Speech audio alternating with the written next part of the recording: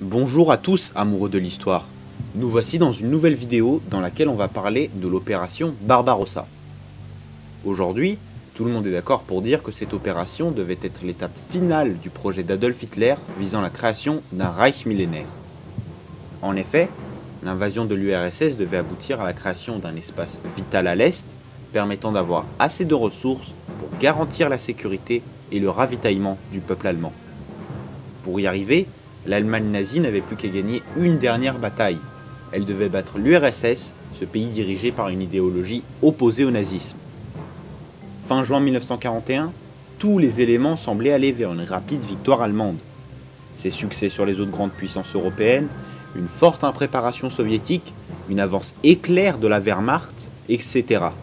Les premiers jours de la bataille s'étaient déroulés excellemment bien pour l'armée allemande, qui a pu avancer à pleine vitesse.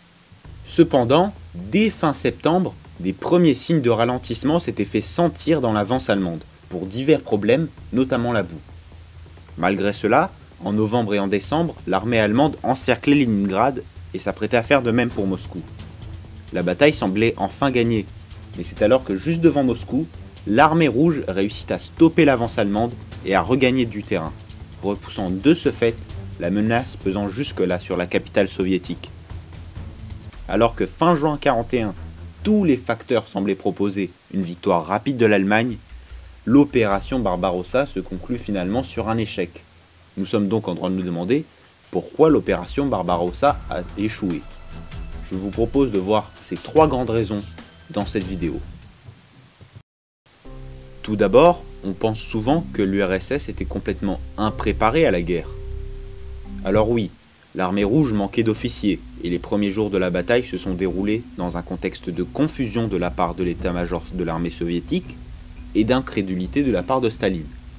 Cependant, il ne faut pas faire de généralité. Par exemple, l'armée rouge était en plein renouveau sur le plan tactique. Nous y reviendrons en détail plus tard. Du côté industriel, l'URSS avait mis en place depuis 1928 une économie capable de se transformer en économie de guerre très rapidement.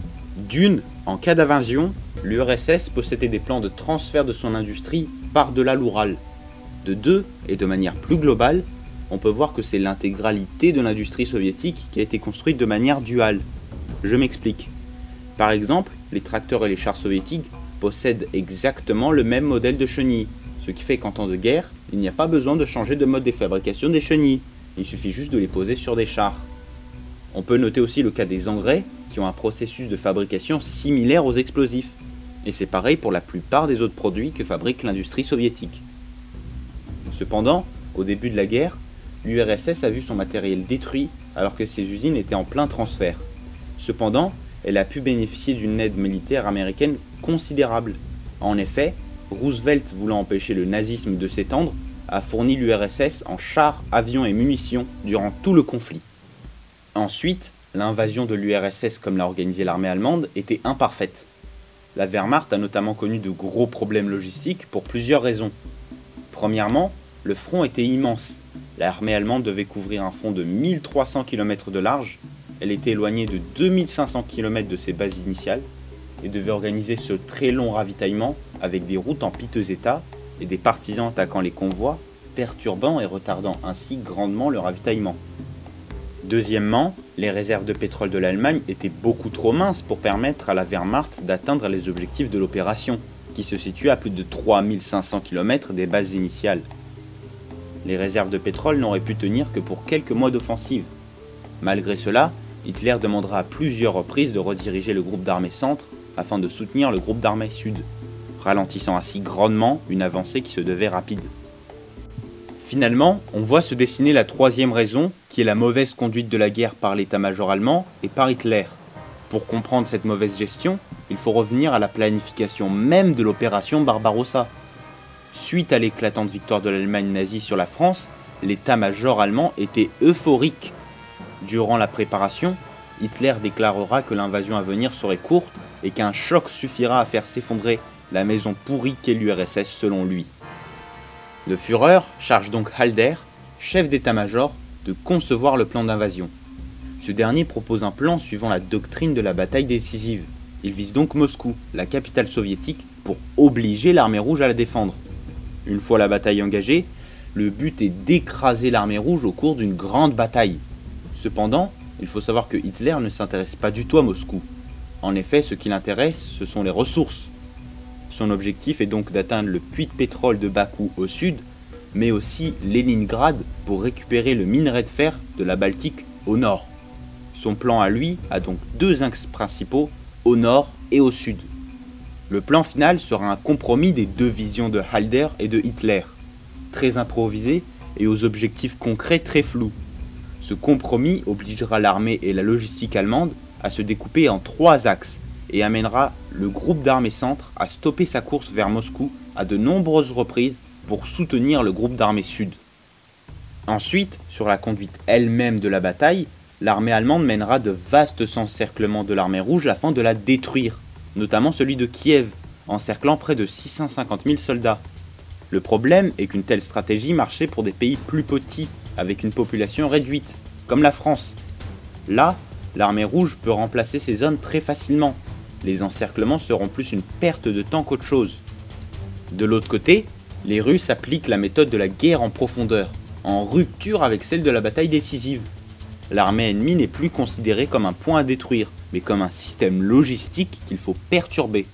Cela amènera les Russes à ne plus considérer le front comme le seul champ de bataille, mais aussi l'arrière allemand, parsemé de partisans russes menant des actions de sabotage, perturbant ainsi la logistique allemande. D'ailleurs, si ces partisans sont entrés en résistance, c'est à cause d'une erreur de Hitler.